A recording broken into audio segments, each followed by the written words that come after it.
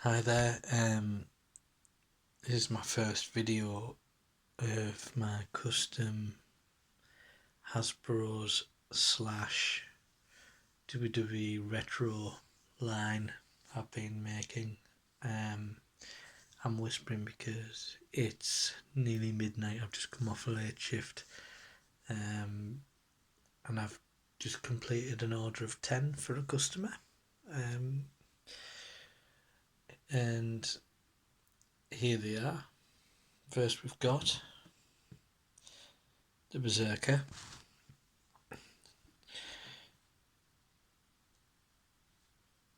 Got the furry feet,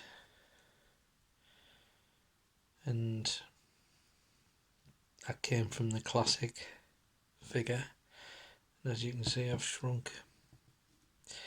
Well, I had to get my girlfriend to take in his suit, which was tailored for his full size Jack's classic figure. There he is there. Next up we've got the big bad booty daddy, Big Papa Pump Scott Steiner, one of my favourite wrestlers who was privileged enough to meet at WrestleCon, just gone in New Orleans, him and his brother Rick. As you can see, he's got the chest tattoo. I know he's recently got more done, but this is I like this version where he's just got the chest tattoo. I don't like all the tribal stuff he's got, so I've just left it like that. Got one of his many logos on the trousers, Freakzilla on the back, and the tattoo again on the side.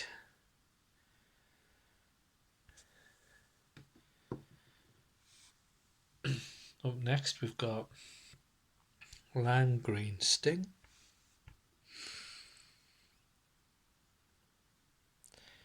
and Scorpion effect. What I did, I hand painted. I used a cocktail stick. That usually it's usually good for some quite fine detail on decals, or you can also use Posca pens, which is a paint pen. You can get fine, thick, whatever you need really for the size. All sorts of colours are great for customs. And next up we have the big Val Venis.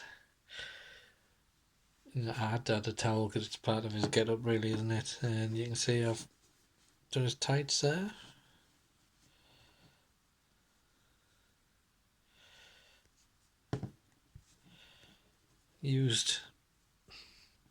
Made the towel out of an old gym sock. I just stapled it together. Fits like a glove, or should I say like a towel.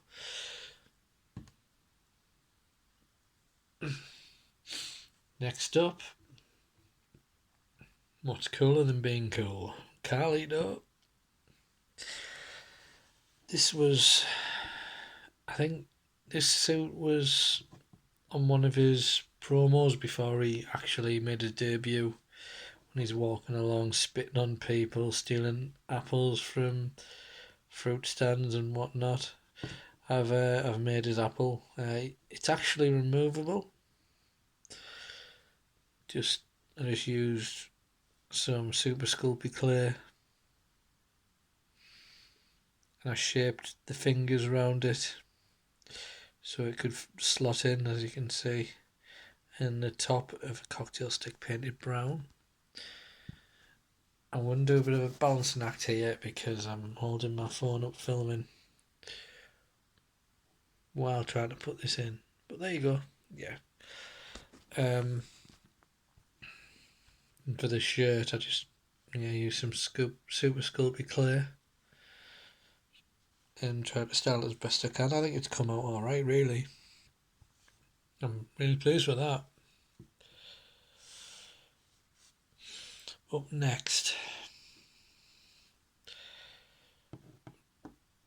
Lance Storm, and my favourite attire of his from his WCW Team Canada run. I thought he was an excellent heel when he was with Mike Awesome and Elix Skipper in Team Canada. His traditional Canadian colours. Never really understood why I didn't use those colours in WWE. Just give him like a generic black trousers, and then he had the red trunks when he was for Regal. But this was my favourite look of Lance Storm, and I think the most well remembered. Up next,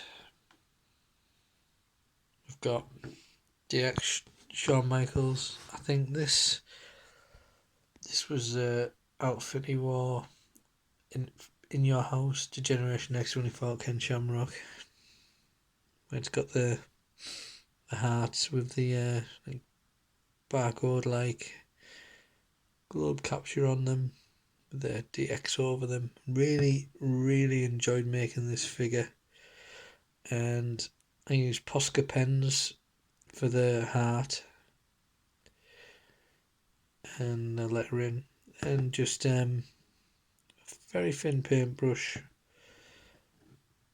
to do the decals. If you're looking for the right kind of paint to use, I highly recommend Vallejo paint. It's quite cheap as well. You can get it for about £2 to £3 on eBay, and they're only little pots, but they last quite a long time. Up next, Generation X Triple H.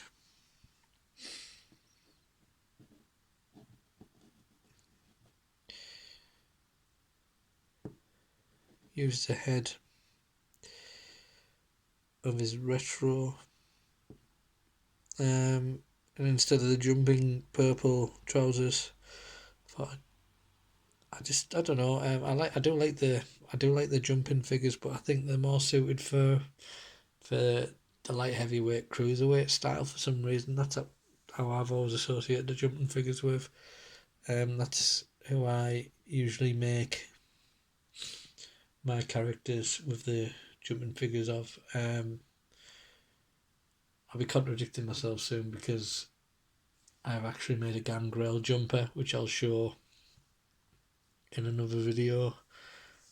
But other than that, yeah, I usually save the jumping action ones for the cruiserweights. I do actually own the Goldberg retro that jumps, and just doesn't suit him. I don't think he should really have a clothesline or gorilla press action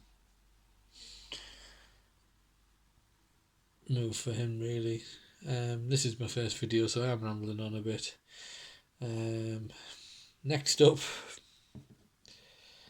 we have Road Warrior Animal in his WCW colours when they both came back on Nitro, and I think the return to challenge Luger and Sting, I believe. I used to stay up and watch Nitro on DFS in German before it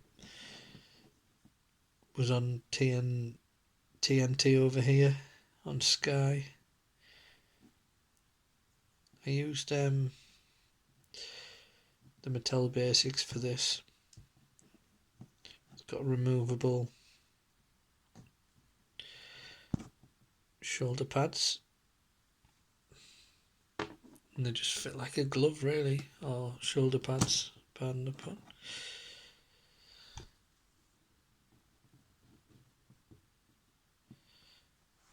And where would he be without his partner animal? I've also met at WrestleCon.